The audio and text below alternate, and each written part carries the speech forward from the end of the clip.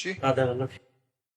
गुरुदेव भगवान, यदि कोई साधक ऐसे घर में जन्मा हो जहां मांस मदिरा गुटखा तमोगुण प्रवृत्तियां सामान्य जीवन का हिस्सा हो और वह बालक भगवत प्रेम की ओर चलना चाहता हो, तो शुद्ध भक्ति रक्षा कैसे करे? क्या ऐसे वातावरण में क्या प्रहलाद जी हिरण्यकश्यप जैसे दैत्य के घर में जन्मे थे, उनकी भक्ति का बाल बांका हुआ क्या?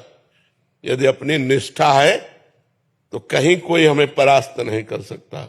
घर क्या है, समाज क्या है, हमारी निष्ठा है। प्रहलाद जी पिताश्री कह के साष्टांग दंडवत करते थे हिरण्यकश्यप को, और जिस दिन देखा कि भगवान का विरोध करने वाला पिता है तो दैत्यराज करके संबोधन किया। दैत्यराज करके उन्होंने पूछा, तेरी बुद्धि ऐसे कैसे बदल गई? प्रहलाद जी उनका पढ़ाने लिखाने से नहीं, वैसाम मतिस्तावद रुक्रमांगिम इस पर सत्या अनर्थाप गमो यदर्था मही असाम पाद रजोभिषेकम निष्किंचना नाम न वृणीत्यावत। अरे दैत्यराज, ऐसे संबोधन किया। ये किसी के समझाने से बुद्धि नहीं बदलती। ये जब महापुरुषों का संग होता है, उनकी चरण रज, तब जैसी हमारी निष्ठा है ऐसी भगवान श्री हरि में निष्ठा होती। तो क्या माता हो, पिता हो, परिवार का सदस्य हो, अधार्मिक कृत्यों में संलग्न हो और मुझे पता है अधर्म है, तो मैं उसका साथ दूंगा? नहीं दूंगा। तुम अपने कर्मों का भोग भोगो, हम अपने कर्म से चलेंगे। तजो पिता प्रहलाद विभीषण बंधु भरत महतारी गुरुबल तजो कंत ब्रज वनितन भे मुद मंगलकारी जाके प्रिय न राम वै देही तजिए ताहि कोटि वैरिशम जद्यप परम स्नेही।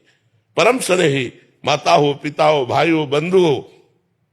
देखो विभीषण जी ने रावण का त्याग कर दिया, भाई है। गोपियों ने अपने पतियों का त्याग कर दिया, और श्री बलि जी ने अपने गुरुदेव का त्याग कर दिया। जब शुक्राचार्य जी ने मना किया वामन भगवान को दान मत करो, ये 3 पग में सारी ब्रह्मांडों को नाप लेंगे, नहीं माने। कि जब भगवान भिक्षुक बन करके आए तो ऐसा अवसर हम नहीं चुकेंगे गुरुदेव। गुरुदेव की बात टाल दी और भगवान को 3 पग पृथ्वी का दान किया। प्रहलाद जी ने पिता का त्याग कर दिया, भरत जी ने मां का।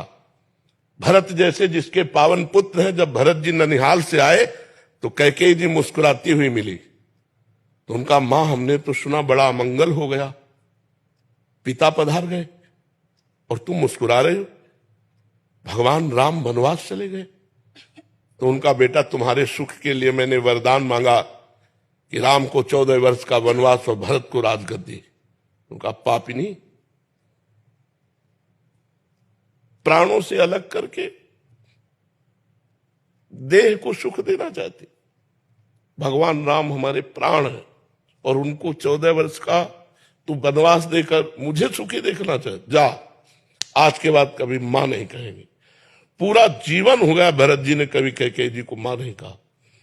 तो ये परमार्थ कोई ऐसा खिलवाड़ का मार्ग नहीं, ये निष्ठा और प्रीति का मार्ग है।